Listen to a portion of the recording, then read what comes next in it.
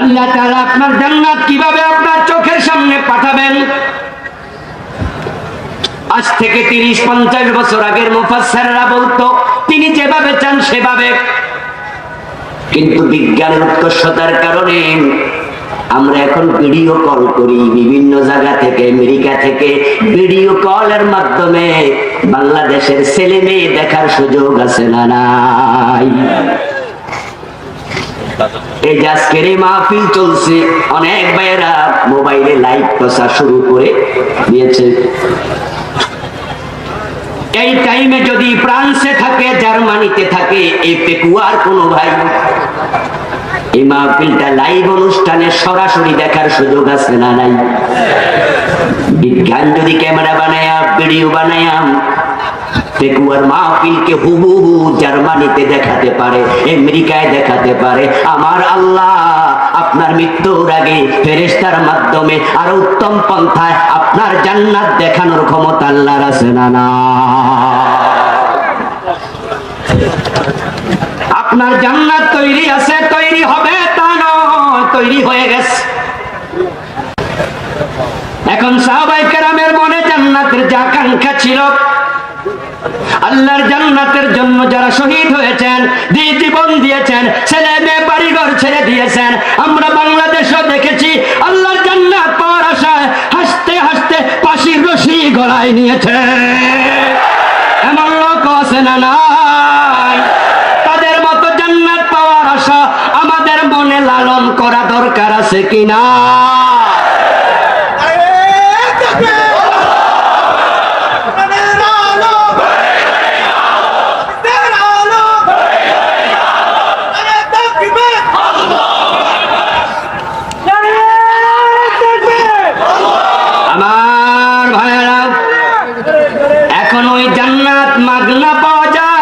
কিছু কাজ করা লাগে। এজন্য আয়াতের শেষে আছে জাযাআম বিমা কানু ইয়ামালুন।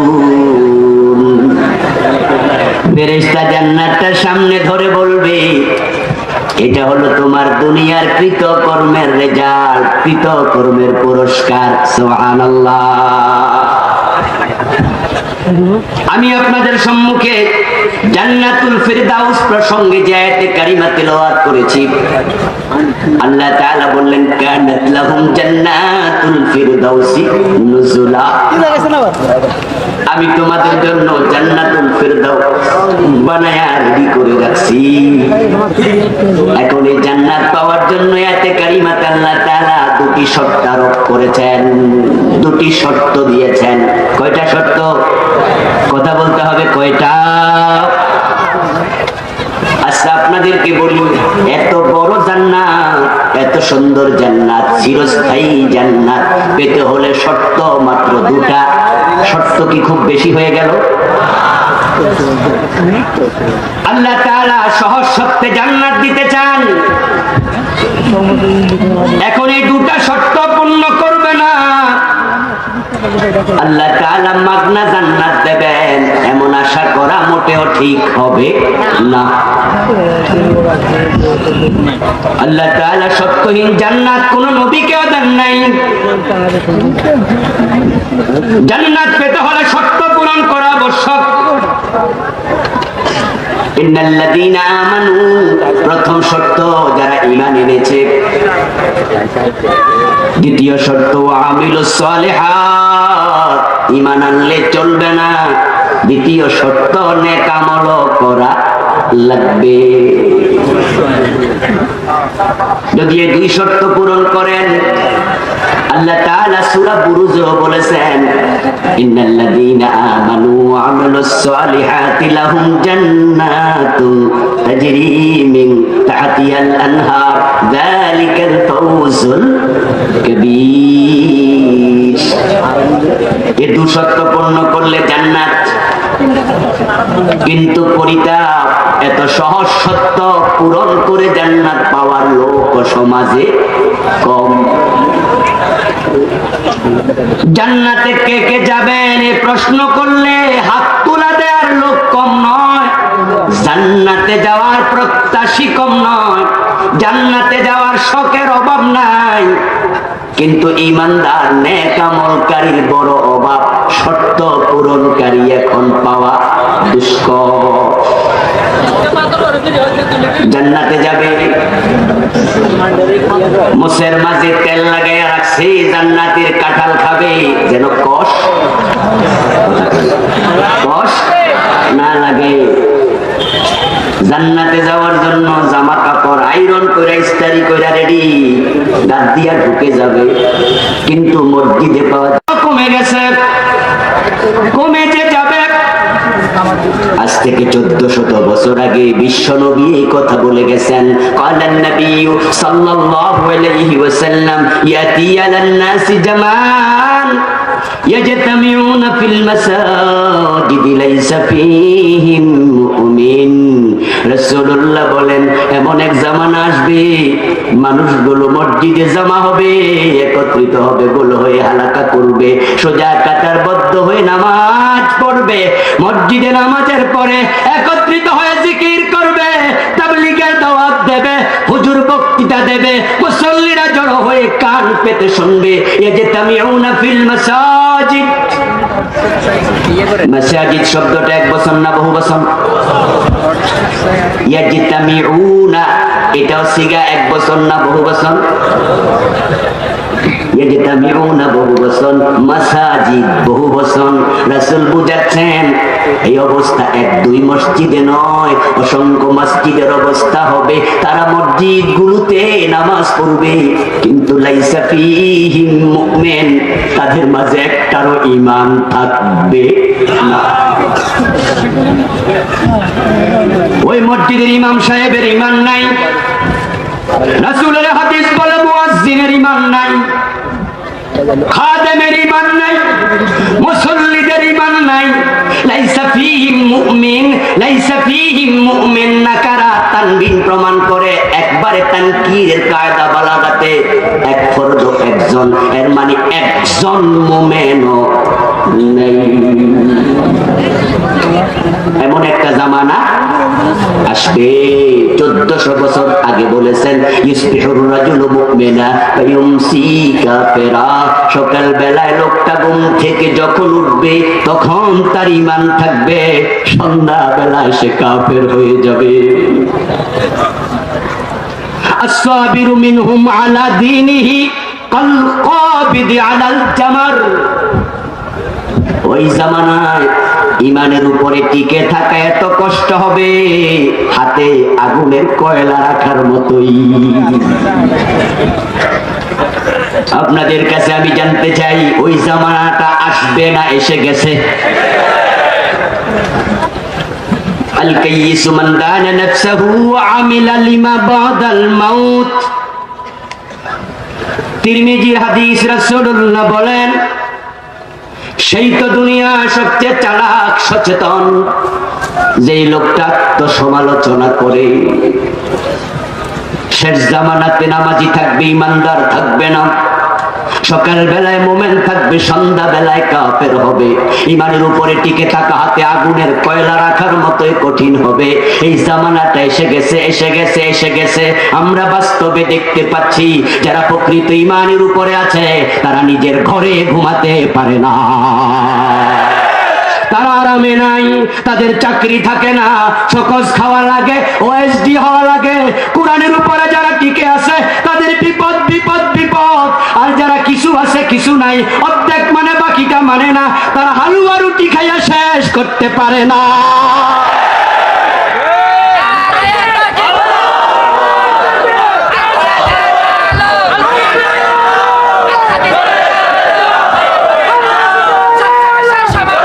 আমার মুসলমান ভাইয়েরা, আত্মসমালোচনা করা দরকার আছে না নাই? আল্লাহ না করুন, আল্লাহ না করুন, ওদের কাতারে যদি আপনার অজান্তে নিজের নামটাও ঢুকে যায় আপনার উপায় নেই। রাসূলের হাদিস কি মিথ্যা হতে পারে? কথা বলুন। রাসূল জেনে ওহীর মাধ্যমে যা জানাইছেন মিথ্যার কোন সম্ভাবনা আছে? এমন একটা জামানা তো আসবে মসজিদ ভর্তি মুসল্লি, একটারও ঈমান নাই। এই জামানা যে এসে গেছে, আপনারা কিভাবে বললেন, আমিও কিভাবে সাপোর্ট করলাম যে আপনাদের কথা ঠিক। এর কারণ আমরা তো বাংলাদেশে এমন মসজিদ দেখেছি যেই মসজিদের ইমামও কাদিয়ানি, মুয়াজ্জিনও কাদিয়ানি, মুসল্লিও কাদিয়ানি, কিন্তু মসজিদ ভর্তি মুসল্লি আছে না নাই? বাংলাদেশে কাদিয়ানিদের মসজিদ আছে না নাই? তাদের মসজিদে ইমাম সাহেব নাই, কথা বলুন, মুয়াজ্জিন নাই, আজান হয় না, নামাজ হয় না। তাদের মাঝে টুপিওয়ালা দাড়িওয়ালা আছে না নাই? আজকে কি জুমা হয় নাই? খুতবা দেয় নাই? লা ইলাহা ইল্লাল্লাহ আশহাদু আন্না মুহাম্মাদার রাসূলুল্লাহ এই কথা কি আজানে বলে নাই? কিন্তু ওই মসজিদে ইমানদার আছে কয়জন?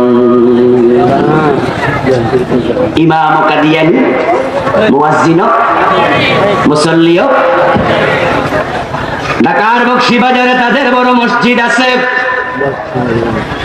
আপনি নামাজ পড়ার জন্য ঢুকতে চাইলেও আপনাকে ঢুকতে দেওয়া হবে না। গেটে দারোয়ান আছে 24 ঘন্টা, যতক্ষণ মসজিদ খোলা দারোয়ান আছে। আপনি ঢুকতে গেলে আপনার পরিচয় জানবে, পরিচয় জানার পরে যখন বুঝবে আপনি কাদিয়ানি নয়, আপনাকে দেখাই দেবে ওই যে মসজিদ, ওখানে যান, এখানে নো এন্ট্রেন্স, প্রবেশ নিষেধ। ইমাম কাদিয়ানি, মুয়াজ্জিন কাদিয়ানি, মুসল্লি কাদিয়ানি, 5 ওয়াক্ত নামাজ আছে, কিন্তু ইমানদার একটা নাই। এবার বলুন তো, ঢাকাতে শিয়াদের মসজিদ আছে না নাই? সেখানে কি নামাজ হয় না? টুপিওয়ালা দাড়িওয়ালা নাই? শিয়ারা কি হজ করে না, যাকাত দেয় না? কিন্তু তারা প্রার্থনা পথহারা, ফিরকায়ে দাল্লাহ, তারা পথভ্রষ্ট সম্প্রদায়। কাদিয়ানি কোন কারণে কাফের? আপনি মনে মনে বলছেন হুজুর তারা কাফের, আমাদের কি? কিন্তু আমি বলতে চাই, আত্মসমালোচনা করুন। কাদিয়ানি কোরআন মাজিদ পড়ে, 30 পারাই পড়ে, সবটাই মানে, সবটাই পড়ে, হাদিসও পড়ে, নামাজও পড়ে, রোজাও রাখে, আপনার মতোই সব। শুধুমাত্র একটা জায়গায় ঝামেলা লাগায়া তারা পথহারা, পথভ্রষ্ট কাফের। সেটা হলো তারা বিশ্ব নবীকে বড় নবী মানে, বড় রাসূলও মানে, কিন্তু শেষ নবী মানে না। খাতামান নবীন, এই বাক্যাংশের খালিক তামিম 4টা অক্ষর তারা মানে না, তাই তাদের ঈমান শেষ। এটা এমন এক কিতাব, যেই কিতাবের 4 অক্ষর নয়, কেউ যদি 1 অক্ষর না মানে তার ঈমান থাকবে না। বিসমিল্লাহর বা থেকে মিনাল জিন্নাতি ওয়ান নাসের সিন পর্যন্ত যত হরফ আছে সবটা মানতে হবে, একটা না মানলেও সে কাফের হয়ে যাবে। এ বিষয়ে কারো কোনো সন্দেহ আছে? কাদিয়ানি কয় অক্ষর মানলো না? মাত্র 4টা। সরাসরি বলে নাই এই 4 অক্ষর আমরা মানি না, কিন্তু ভুল ব্যাখ্যা দেয়। আল্লাহ কয় আমার নবী শেষ নবী, তারা কয় না খাতামান নবিয়্যিন, খাতাম নয়, এটা খাতিম। আমরা বললাম তায়ের উপরে জবর, তারা পড়লো তায়ের নিচে জের। শাব্দিক অর্থের পরিবর্তন হলো, খাতাম মানে শেষ, আর খাতেম মানে সিল মোহর, দাতা। খাতামান নবীন শেষ নবী, খাতিমান নবীন তিনি হলেন অন্য নবীদের অনুমোদনকারী, সিল মোহর দাতা। আরো নবী আসবে উনার স্বীকৃতির উপরে। ভুল ব্যাখ্যা করে তারা ঈমান হারা হয়ে গেল, 4টা অক্ষর স্বীকারকারী সাব্যস্ত হলো। এবার আপনাদের কাছে আমি জানতে চাই, যদি কোরআনের অন্য কোন জায়গায় আপনি নিজের অজান্তে 4টা হরফ, 5টা হরফ, 10টা হরফ না মানেন, আপনার ঈমান থাকবে না যাবে? কাদিয়ানি যেই কারণে কাফের, কোরআনের হরফ 4টা মানে না, আপনিও 3টা মানবেন না, 5টা মানবেন না, 10টা মানবেন না, আপনিও কাফের, আপনিও কাফের হতে বাধ্য হয়ে যাবেন, ঈমান হারাও। এখন আমার সামনে পিছে ডানে বামে যারা আছেন আলোচনা শুনছেন সবাইকে বলছি আত্মসমালোচনা করুন। যদি কাদিয়ানির মতো কাফেরের কাতারে নাম চলে যায়, এই নামাজ রোজা হজ যাকাত লইয়াই জাহান্নামী হওয়া লাগবে। আপনি নিজকে যত বড় মুসল্লি আর মুসলমান মনে করেন, যারা কাদিয়ানি তারাও আপনার মতোই তাদেরকে নিজেরা জান্নাতি মনে করে। কুল্লু হিজবিন বিমা লাদাইহিম ফারিহুন, প্রত্যেকে নিজের কর্মে খুশি, কারণ শয়তান মারা যায় নাই। তাই যারা আটরশির মুরিদ তারাও জান্নাতের স্বপ্ন দেখে, যারা দেওয়ানবাগের মুরিদ তারাও জান্নাতের স্বপ্ন দেখে। পীর সাহেবরে সেজদা করে, তখন তারা সেজদার ভুল ব্যাখ্যা দেয়, বলে এটা সেজদায় তাজিমি, অসুবিধা নাই। যারা পীরের পায়ে বউকে নিয়ে কয় টিপ্পা দাও, তারাও ভুল ব্যাখ্যা করে বলে তোমার চোখ আমার পীরের চোখ এক চোখ না। এইভাবে প্রত্যেকে ব্যাখ্যা দিয়া দিয়া নিজেকে সঠিক মনে করে। যারা মাঝবান্ডারি তারাও কয় আমরা ভালো পথে আছি, আটরশিওয়ালারা কয় আমরাও ভালো পথে আছি, দেওয়ানবাগিরা আমরা ভালো পথে আছি, সরসিনা সরমনাই কয় আমরাও ভালো পথে আছি, খারিজি বলে আমরাও ঠিক আছি, রাফিজি বলে ঠিক আছি, জাবরিয়া বলে ঠিক পথে আছি, কাদেরিয়া বলে ঠিক পথে আছি, মুতাজিলা বলে ঠিক পথে আছি, শিয়া বলে ঠিক পথে আছি। বেঠিক পথে কে? সবাই তো ঠিক পথেই তো আছি। অথচ রাসূল বলেন না না, আমার উম্মত ৭৩ দল, ঠিক পথে আছে মাত্র একদল।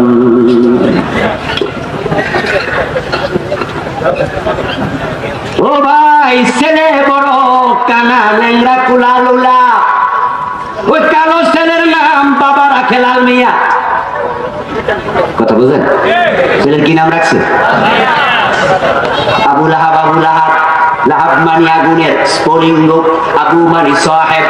আবু লাহাব ছিল খুব সুন্দর, খুব সুন্দর, এই জন্য নামটা আবু লাহাব। বাস্তবতা ভালো না, চামড়া সুন্দর, কলিজা তার কালো, ঠিক না? এই জন্য নামটা শুনলে আমরা বুঝি একটা কুৎসিত কথাকার সৌরত। মায়ের কাছে তার কালো ছিল লাল মিয়া, বাস্তবে সে লাল নয়, বাস্তবে সুন্দর নয়। তুমি ভাবছো তুমি জান্নাতি, রাসূলের পথে নাই, রাসূলের আদর্শে নাই, তোমার কপালে জান্নাতটাও নেই। কাদিয়ানি কাফের ৪ অক্ষর মানে না। আত্মসমালোচনা করে দেখো, তুমি কয় অক্ষর মানো না, তুমি কয়টা মানো না। এই দেশের মুসলমান ডজন ডজন হরফ মানে না। উদাহরণ দিয়ে বললে বুঝবেন। আল্লাহর বক্তব্য, লাহুল খালকু ওয়াল আমরু, সাবধান, সৃষ্টি যার, আইন চলবে শুধুই তার। এই আয়াতটা কোরআনে আছে না নাই? ইনিল হুকমু ইল্লা লিল্লাহ, আল্লাহ ছাড়া কারো হুকুম চলতে পারে না, কোরআনে আছে না নাই? এটা মানে কয়জনে? 90% মুসলমানের দেশে আল্লাহর আইন খুঁজে পাওয়া যায় না। অথচ আল্লাহর বক্তব্য, লাহুল খালকু ওয়াল আমরু, সাবধান, সৃষ্টি যার, আইন চলবে তার। সচিবালয়ে যাও, আল্লাহর আইন নাই। গণভবনে যাও, আল্লাহর আইন নাই। বঙ্গভবনে যাও, আল্লাহর আইন নাই। মন্ত্রণালয়ে যাও, আল্লাহর আইন নাই। ডিসি অফিসে যাও, আল্লাহর আইন নাই। হাইকোর্টে যাও, আল্লাহর আইন নাই। জাজ কোর্টে যাও, আল্লাহর আইন নাই। অথচ হযরত ওমর আল্লাহর আইন অর্ধ দুনিয়া চালাইছে, ঠিক না? আল্লাহর আইন দেশ চালানোর মতো ক্ষমতা কোরআনের আছে না নাই? তো সুযোগ তো আছে, আমরা চালাইলাম না, তারপরও নাকি আমরা মুমিন। আওয়াজ করে বলুন তো, শয়তান আল্লাহর কয়টা আইন মানে নাই? আরো জোরে বলতে হবে, কয়টা? শয়তান কি ইবাদত করে নাই? আল্লাহকে চিনে না, আল্লাহকে জানে না। বরং শয়তানকে যখন আল্লাহ তাআলা জান্নাতের সীমা থেকে বের করে দিলেন, তখন শয়তান জান্নাতের সীমা থেকে বের হয়ে আল্লাহর কাছে দোয়া করা শুরু করছে। কোরআন মাজিদ আল্লাহ বলেন, আমি বললাম ফাখরুজ মিনহা ফাইন্নাকা রাজিম, অভিশপ্ত শয়তান বেরিয়ে যাও, লাঞ্ছিত অবস্থায় বেরিয়ে যাও। শয়তান জান্নাতের সীমা থেকে বের হয়ে এবার আল্লাহর কাছে দোয়া শুরু করলো, রব্বি ফানজিরনি ইলা ইয়াউমি ইউবআসুন, হে আমার রব আমার কিয়ামত পর্যন্ত হায়াত দাও। এই দোয়াটা করেছে কে? কথা বলুন, কে করেছে? কার কাছে? আল্লাহকে কি বলে ডেকেছে? রব্বি। রব্বি শব্দের অর্থ কি? আমার রব। শয়তান বলে আমার রব, অথচ আল্লাহ বলে তুই কাফের। আবা ওয়াস্তাকবারা ওয়া কানা মিনাল কাফিরিন। আমি সবার থেকে শুনতে চাই, শয়তান মুমিন না কাফের? তাকে কাফের ঘোষণা করেছেন কে? অথচ সে আল্লাহকে বলে রব্বি, হে আমার রব। আপনি টুপি মাথায় দিয়া মসজিদে যান, মনে মনে ভাবেন আমি তো বড় মুসলমান, হুজুরে 500 টাকা মাসে সাদা দেই। আরে আমি মসজিদের মতো আনলি কয়, আমার ইমান নাই তো কার আছে? আমি মসজিদ বানাইছি। ও দোস্ত, শয়তানের ইবাদত তোমার চেয়ে আরো বেশি। মসজিদের মোতাওয়াল্লি হইয়া তোমার মসজিদে তুমি কোরআনের কথা বলতে দাও না, আল্লাহর আইনের কথা বলতে দাও না। হুজুরকে বলে দিছো এই মসজিদে এই কথা বলা যাবে না। তোমার মতো মোতাওয়াল্লি আল্লাহর জান্নাত কেমনে পাইবা? তুমি তাই মসজিদের মোতাওয়াল্লি, রাসূলের দাদা ছিলেন কাবার মোতাওয়াল্লি। আব্দুল মুত্তালিব ছিলেন কাবার মোতাওয়াল্লি, কাবার সংরক্ষণ কমিটির সভাপতি।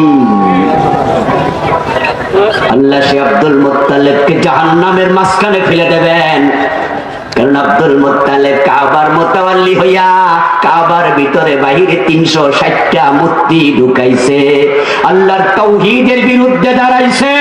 তুমি মসজিদের সভাপতি হইয়া আল্লাহর আইনের বিরুদ্ধে দাঁড়াইয়া গেছো।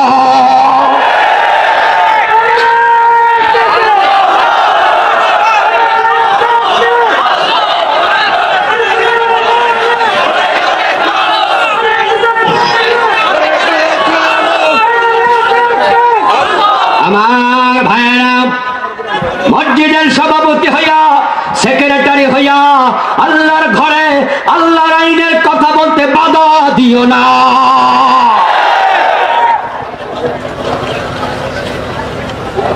আপনাদের কাছে জানতে চাই, যেই মসজিদ বেড়ার তৈরি, উপরে কোনো টিনের ছাদও নাই, তালপাতার কোন রকমের পাতা দিয়া বানাইছে, ওই মসজিদে নামাজ পড়লে কি নামাজ হবে না? আর যদি হারাম টাকা দিয়া, স্বর্ণ দিয়া মসজিদ বানায়, ওখানে হারাম টাকা থাকার কারণে নামাজ হবে না। মুসলমান লক্ষ্য করে শোনো, কাবার মোতাওয়াল্লি আব্দুল মুত্তালিব জাহান্নামী, আল্লাহর পক্ষে থাকে নাই। ঈমান নিয়ে বাঁচতে চাইলে আল্লাহর পক্ষে থাকা দরকার আছে না নাই? যদি আল্লাহর পক্ষে থাকতে না পারো, তাহলে তোমার উপায় নাই। তাই ঈমান নিয়ে মরতে হলে তোমাকে ঈমানের পক্ষে থাকতেই হবে। ঈমান এবং নেক আমল, এই দুটা যার থাকবে, জান্নাত তার থাকবে। আল্লাহ তাআলা আমাদের সকলকে ওই জান্নাতে যাওয়ার তৌফিক দিন। সবাই বলেন আমিন। হাযা মা ইনদি ওয়াল ইলমু ইনদাল্লাহ, আলাইহি তাওয়াক্কালতু ওয়া ইলাইহি উনীব। সম্মানীয় ভাইরা, আমাদের অত্যন্ত প্রিয় ভাজন, প্রখ্যাত মুফাসসির কুরআন মুহতারাম মাওলানা সাদিকুর রহমান আল আজহারি ভাই এসেছেন, আমরা তাকে স্বাগত জানাচ্ছি। উনি আলোচনা করবেন, ধারাবাহিক আলোচনা।